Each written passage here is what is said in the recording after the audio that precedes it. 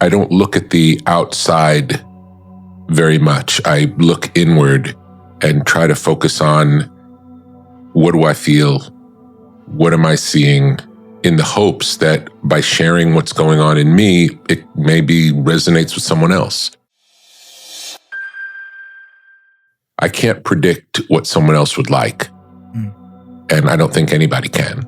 So if I'm authentically true to myself, that's the best chance of someone else liking something. People like to be accepted. People want to be accepted.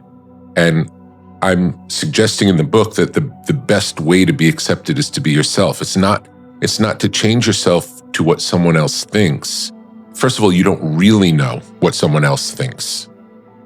And if you're not genuine to yourself, there's like nothing is there. It's just a projection or a mask. It's not true. In a sea of information, the more yours is personal, the more it's not like hers or his or theirs. It's yours. Yeah. There are these different points of view around us. If we're all thinking the same thing, it's boring. Why would we make anything if everyone thinks the same thing? What makes us interesting are the differences. And even the imperfections. The imperfections are what makes us humans, what makes us what we are. As we get new information, we have to evolve. How can we live in an old belief? If you believe the same thing that you believed 20 years ago about everything, I don't know that you're living. There's so much middle of the road, and it doesn't interest me. I want it because it's louder, quieter, softer, harder. It's pushing some boundary. That's why I take notice. It's not more of the same. It's not just another.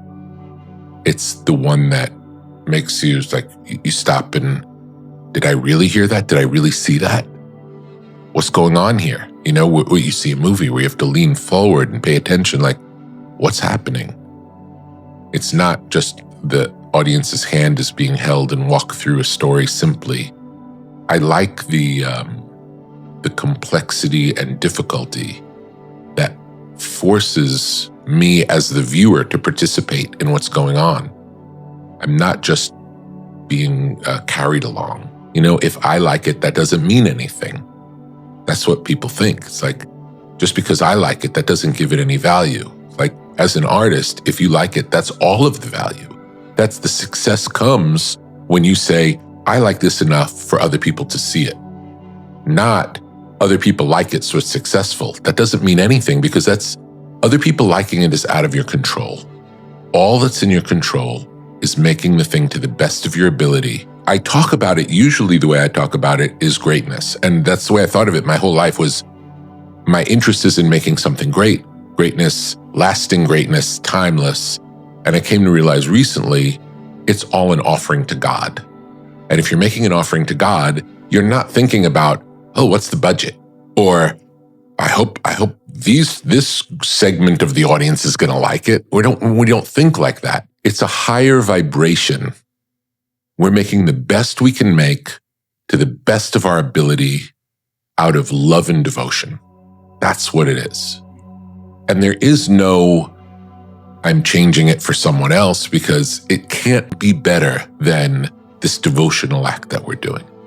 There is no higher form. Most of the artists I work with don't read any criticism or reviews of their work, good or bad. Most. Some do. And I would say the ones who are the strongest in who they are can even read a terrible review and laugh at it. And that makes sense, because when someone gives you criticism, it's telling you as much about who they are as what you've made.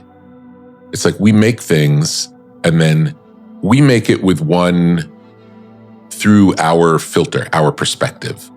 And then you receive it through your filter with your perspective.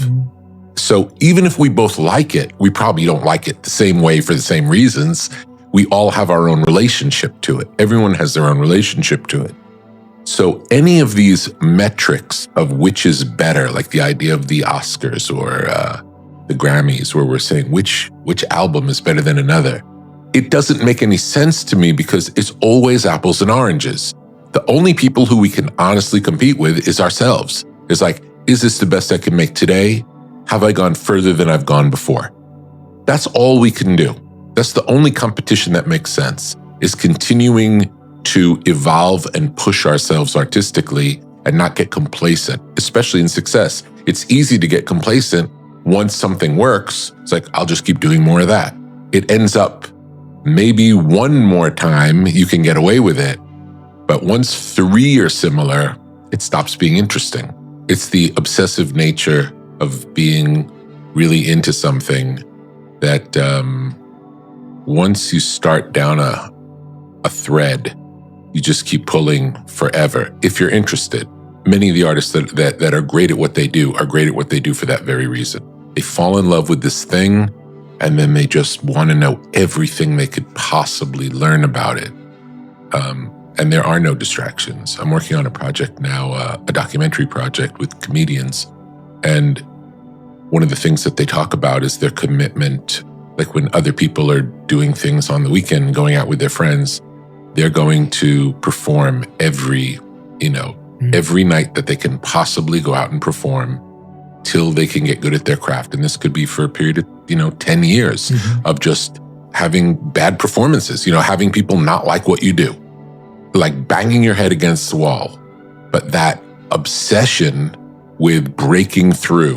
And when I say breaking through, I don't mean breaking through to the audience. I mean, breaking through with themselves to where they get past all of the blocks and to be free in this moment in a way where they can really express their views and be heard and people can react.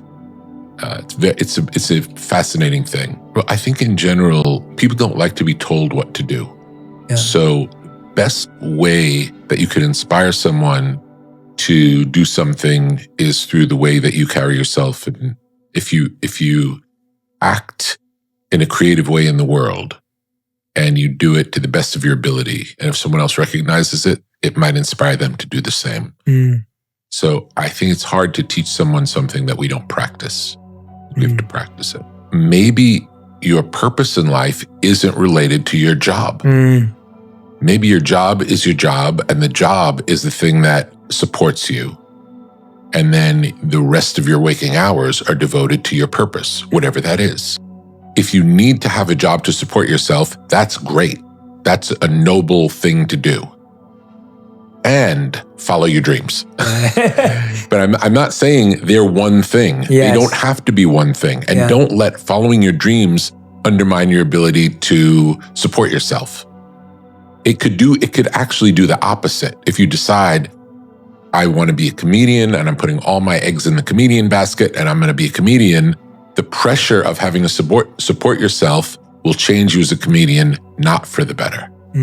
You want the stability of being able to take care of yourself in the world, to be free to do whatever your passion is, whatever it is. I think there's a mythology that the people who make things that we love are special people, and that we think that they're, the people on Mount Olympus, and they're these magic people who are geniuses, and then there's the rest of us. And that's not the case. It's like we're all just people. We're all doing our best. We all are good at some things, not good at other things. We're humans. And sometimes we find a way to make something beautiful. And the call came, how do you feel? You have the #1 album in the country. And I remember saying, I've never been more unhappy in my life. And I think we mistakenly think some kind of outward success is going to change something in us, and it does not. It may make life more comfortable, but it doesn't change who we are. And any hole in ourselves that we're hoping to fill does not get filled. And if let's say you spend 20 years of your life working towards a goal that's going to solve everything, and then you finally achieve what you've been trying to do for 20 years, toiling away. I won't have any fun because I'm working for 20 years for this end. And then you get that end and nothing changes, that's when you get hopeless. So it's not uncommon to see very successful artists who are very unhappy in life because they're working towards the thing that's going to make them feel better. And it does not make them feel better. I'm sure you've got to meet many very successful business people, billionaire people. Very few of them are happy. Very few. And they've accomplished their dreams and are unhappy because we don't know what we want. We don't know what's going to make us happy. We're trying to fill something that maybe can't be filled through material or cultural success, public success. It's something else. It's some internal thing. Don't do things just because you think you're going to get something for it. That's not why we do things. Yeah. Do what's interesting to you. Follow what's interesting. Don't worry about the outcome.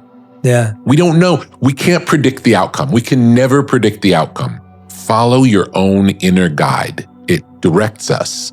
It might not make sense. It might not make sense to us. Might not make sense to anyone else. Certainly won't make sense to anyone else. But it might not even make sense to us. And that's okay. It's fine. Yeah. Listen to yourself. Why is it telling you this? There are levels of wisdom that we don't know. We don't understand. So when you have an intuition to take the stairs instead of the elevator, or I always go home this way, but today, for some reason, I feel like going this other way. Yeah. Or maybe I'm going to cross the street and walk on that side of the street. Whatever it is, whatever little intuitions in your body that come, listen to them. See what happens. Be open to, there's more going on than we know. Yeah. There's a lot more than our conscious mind can pick up going on. The wisest thing we can do is know enough to know we don't know. Yeah. If you start from maybe that's true, it could work, who knows? Yeah. Not hold anything so firm as this is the way it is. Yeah. I know how it is. Anytime you know how it is, your world just got a lot smaller.